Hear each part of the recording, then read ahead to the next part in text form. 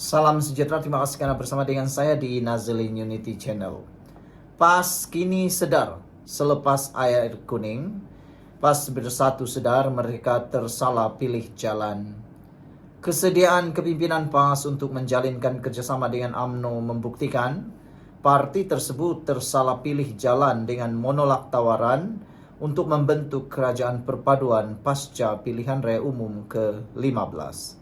Kenyataan terbaru kepimpinan PAS yang menunjukkan keinginan untuk kembali menjalinkan kerjasama dengan UMNO memperlihatkan hakikat politik yang mula difahami rakyat bahwa keputusan mereka menolak kerajaan perpaduan selepas PRU 15 dahulu adalah satu kesilapan besar.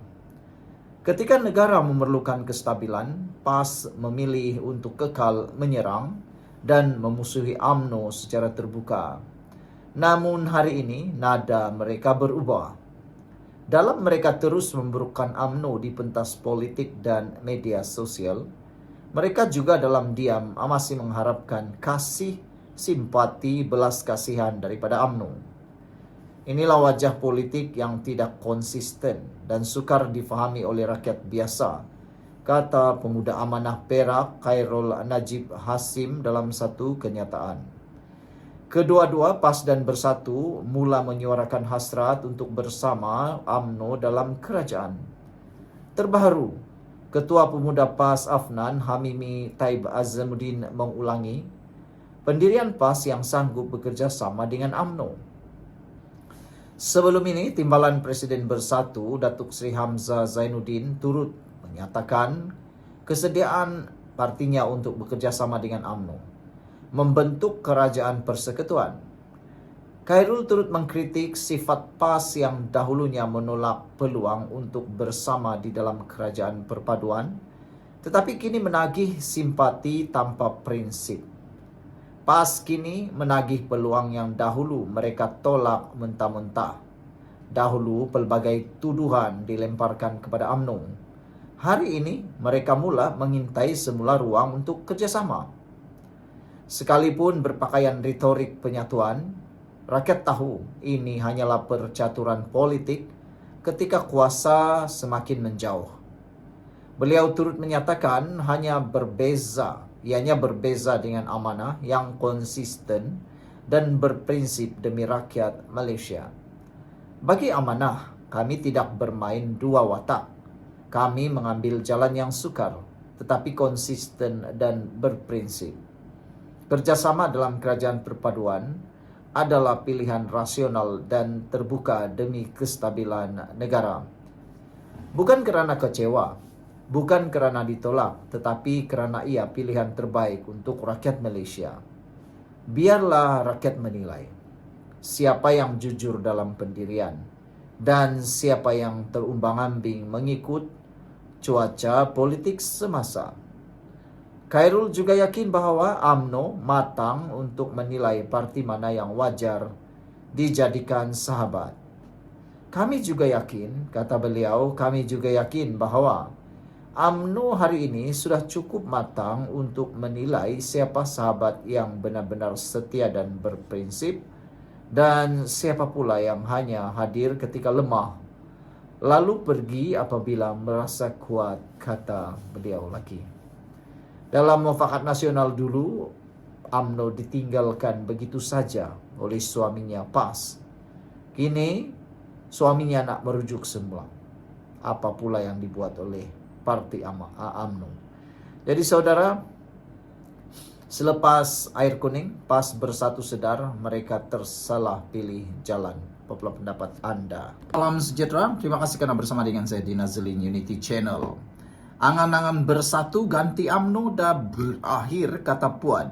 Lalu Puan cadang dua pilihan kepada Bersatu. Saudara, sebelum ini kita tahu niat Parti Bersatu ditubuhkan atau diwujudkan ialah untuk kira-kiranya nak angan-angan mahu menggantikan UMNO.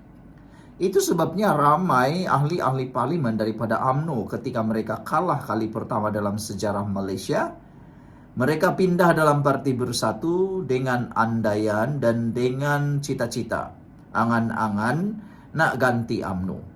Tapi nampaknya angan-angan itu tinggal angan-angan Mat Jenin. Tak kesampaian, bahkan sekarang ini ada pula pelawaan-pelawaan tertentu yang mahu bekerjasama semula dengan UMNO. Kalau nak bekerjasama dengan UMNO semula, apa gunanya parti Bersatu wujud? Lebih baik, betul lah kata veteran UMNO, bubar saja masuk dalam Bersatu. Apa pula pendapat kamu semua? Sebelum kita teruskan ulasan ini, siapa ada masalah kencing manis, gout, dan tinggi darah, jangan lupa tekan butang produk yang saya paparkan dalam video ini. Produk ini sangat murah, berkesan, dan beribu-ribu orang sudah menggunakannya. Mereka kata sangat baik. Ianya lulus KKM, halal, dan paling bagus, murah. Cepat beli sebelum Anda kehabisan stok. Baiklah, Bersatu sudah mula terdesak dan tidak tahu nak buat apa lagi. Melihat kepada keadaan semasa, penerimaan rakyat terhadap gabungan Perikatan Nasional, gabungan Pakatan Harapan Barisan Nasional dilihat semakin kuat, yang sekarang ini hampir-hampir mustahil dapat dikalahkan oleh Parti PAS dan juga Bersatu. Dengan kekuatan terkini, inilah menyebabkan kini Bersatu putus asa,